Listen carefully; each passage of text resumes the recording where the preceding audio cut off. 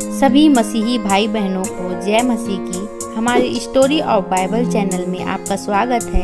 हमारे चैनल को देखने के लिए आप चैनल को सब्सक्राइब करें और बेल आइकन के ऑल बटन को जरूर दबाएं, तभी आपको आने वाली हर वीडियो का नोटिफिकेशन मिलता रहेगा। आज मैं आप लोगों के लिए इफिसियों अध्याय 6 उसका 10 से 20 पद लेकर आई हूँ, जिसे प्रेरित पौलुस ने लिखा है। मेरे प्रियो, इसमें वह इफिसुस की मसीह मंडली को आत्मिक युद्ध के लिए तैयार रहने का निर्देश दे रहा है। और यहाँ पर केवल इफिसुस की कलीसिया को ही नहीं मेरे प्रियो, आज हमें भी इस वचन के द्वारा सीखना है।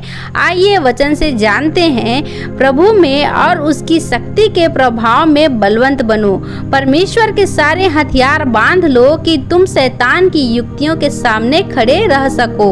अर्थात यह मेरे प्रियो, पौलुस कहता है कि हमें प्रभु पर भरोसा करके उसकी शक्ति से मजबूत बनना चाहिए। वह हमें परमेश्वर द्वारा दिए गए सारे आत्मिक हथियार पहनने को कहता है, ताकि हम शैतान की चालों का सामना कर सके। उदाहरण के लिए मैं आपको बता दूं कि मत्ती अध्याय 4 में शैतान द्वारा जब यीशु की परीक्षा हुई मेरे प्रियो, जब शैतान ने यीशु से कहा, यदि तू परमेश्वर का पुत्र है तो कह दे कि ये पत्थर रोटियां बन जाए, तब यीशु ने उत्तर दिया, मेरे प्रियो, लिखा है, मनुष्य केवल रोटी ही से नहीं परंतु हर एक वचन से जो परमेश्वर के मुख से निकलता है जीवित रहेगा। अर्थात यह मेरे प्रियो, यहाँ प्रभु यीशु मसीह ने अपने पिता के वचन को अपने हृदय में रख छोड़ा था, तभी वह शैतान की योजना का सामना भली तरीके से कर पाए मेरे प्रियो।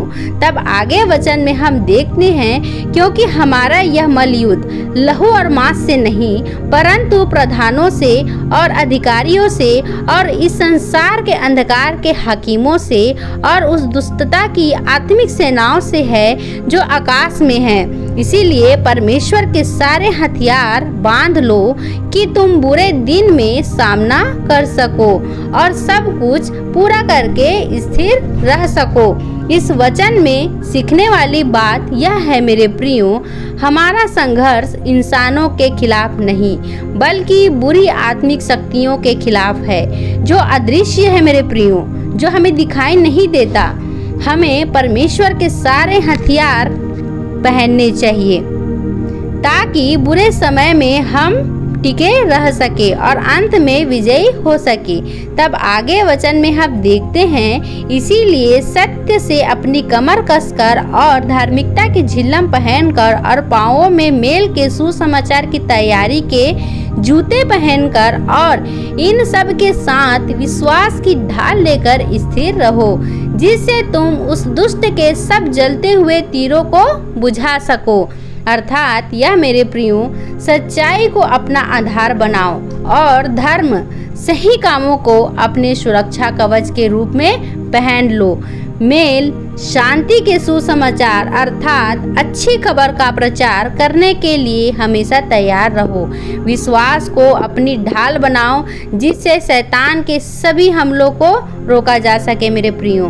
तब आगे वचन में हम देखते हैं, और उद्धार का टोप और आत्मा की तलवार जो परमेश्वर का वचन है ले लो।